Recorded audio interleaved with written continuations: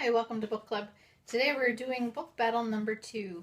The first book is The Hate You Give by Angie Thomas, and the next book is Run, Hide, Repeat by Pauline Dakin, a memoir of a fugitive childhood.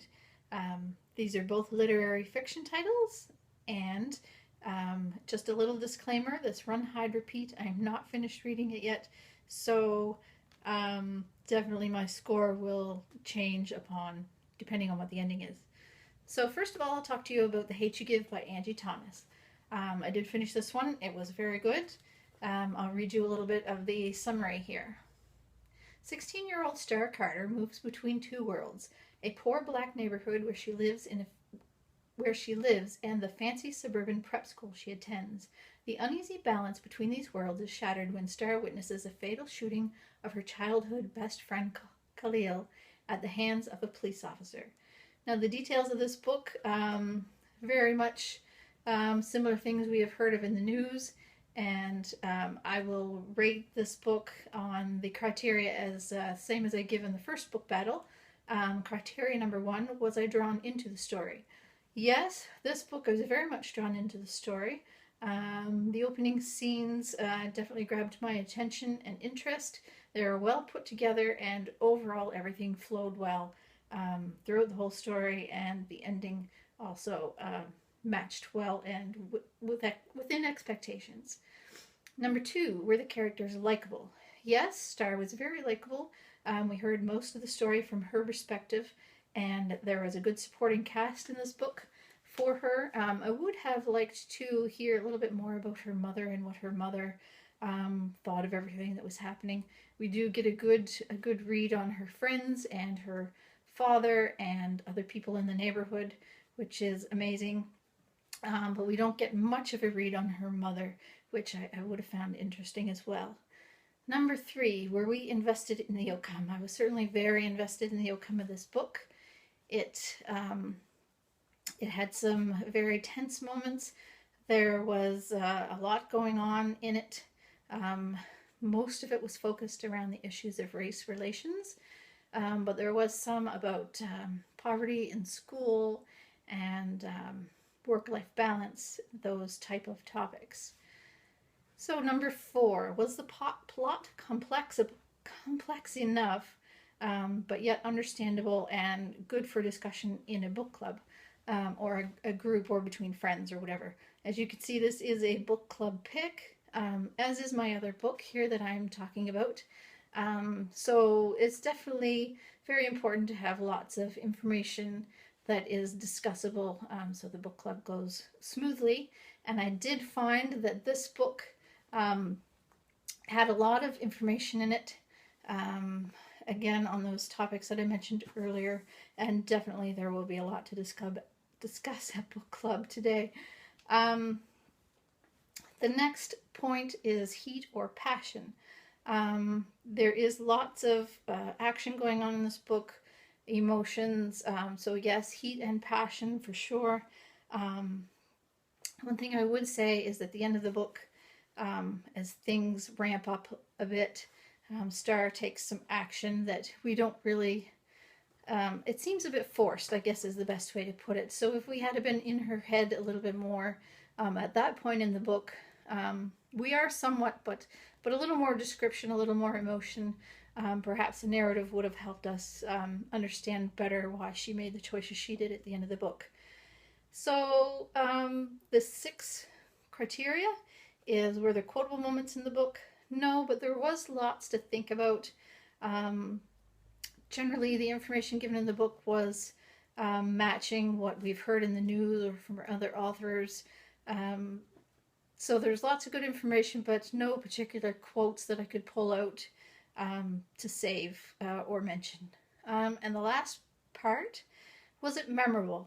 This book, for this point, yes and no.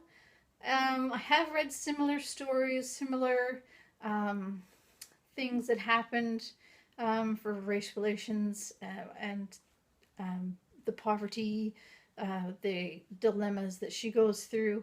However, this was very put together. It was probably the best of the ones that I have read. or at least one of the best. It pulls the information together very nicely, and overall, I think I would give it a 3 out of 5.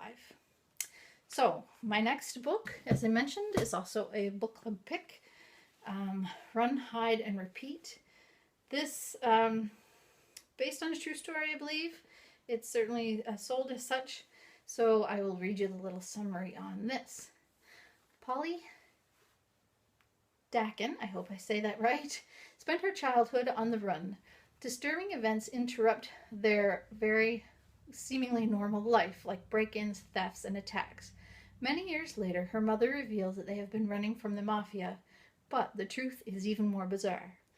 So the first point, were we drawn into the story? Certainly things begin to unfold early on. I definitely was drawn in. I was interested in what was happening. How was the mafia involved? How did it turn so bad so fast? But the first scenes were a little bit awkward. It sounded a bit forced. I believe because this is based on a true story, or maybe it's completely true, I'm not sure.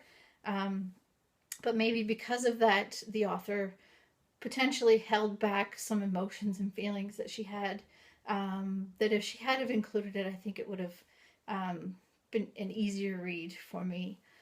So again, point number 2, are the characters likable? I'm not all the way through. There's definitely likability there.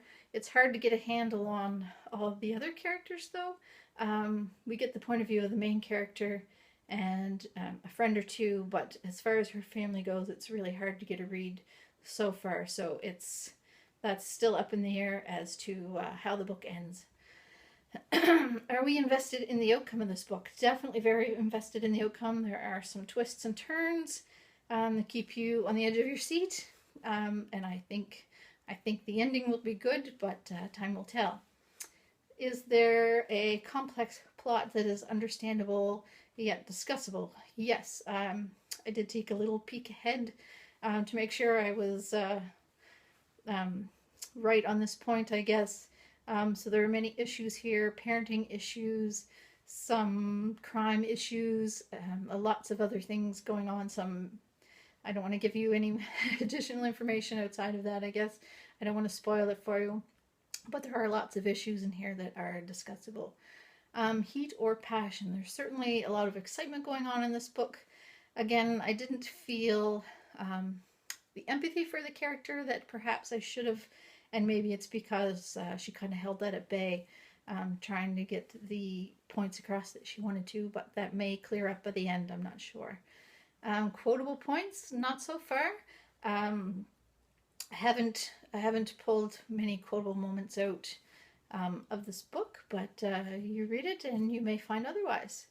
And last of all, is it memorable? I certainly think that this book is very unique, especially because it's based on a true story or a true story.